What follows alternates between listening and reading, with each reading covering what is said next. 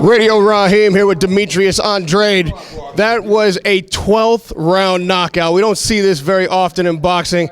Did you feel starting at the 12th round that you were going to be able to get him out of there before that final bell rung? Yeah, I knew since the first round, I touched him with the power. You know, it definitely affected him.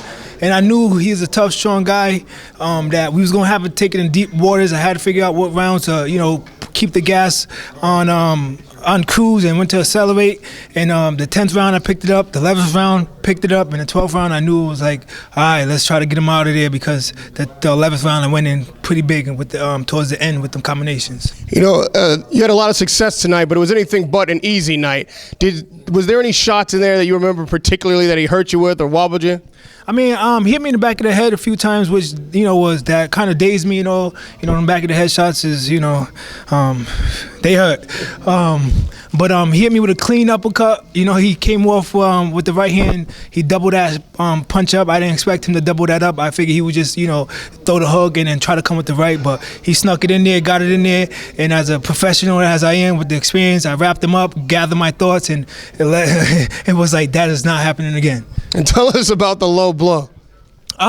It was kind of like when I believe we both came in on the clash, and I kind of went. He would kind of like shut me down. He was coming with the shot, and it hit me right low, and it hit like right underneath the cup, and that hurts.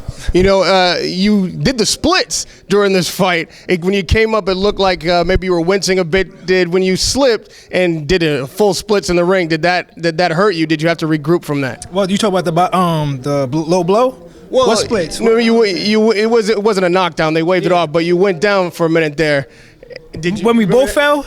Yeah. Nah, I mean, he came in, we clashed, and we was kind of off balance. Outpour right hand, feet kind of got tangled up. I went back, and he came on top of me. Was there any moment in this fight? There was no shots that was in between that, though. Was there any moments in this fight that you felt that this fight was not in hand? Was there any moments that was questionable?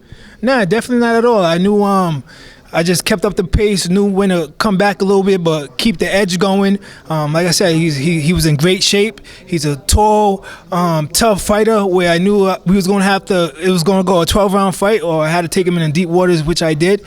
And I just, put it together and just, master the craft, man. Just, knowing when to accelerate and when to put it on cruise, like I said. When you knocked him down, every time you knocked him down, you raised your hand like you thought the fight was over. Did it surprise you that he was able to get up and continue? Nah, I mean, knockdown is like, I won't call it like a celebration of winning, but that's like, yeah, like, hold that. Whoa, you want more? Let's go, baby. You know what I'm saying? Like, that's what I do. You know what I'm saying? I like to throw my hands up when I do something that looks that pretty. And lastly, you guys seem to be somewhat friendly at moments during this promotion. After this fight, what kind of fighter is Willie Nelson? I mean, like I said, if he was in there with anybody else, he would definitely give him a hard time. I claim, and I will show until I lose, that I am the best 154-pounder out there.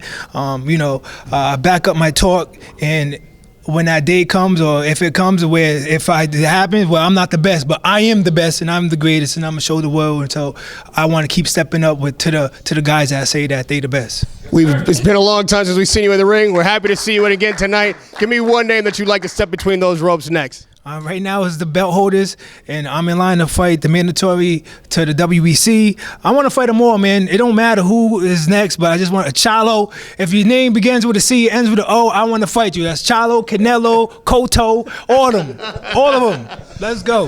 Radio Raheem with Demetrius Andrade. Man, great performance tonight. Thank you. We'll see you in the ring again soon. Thank you.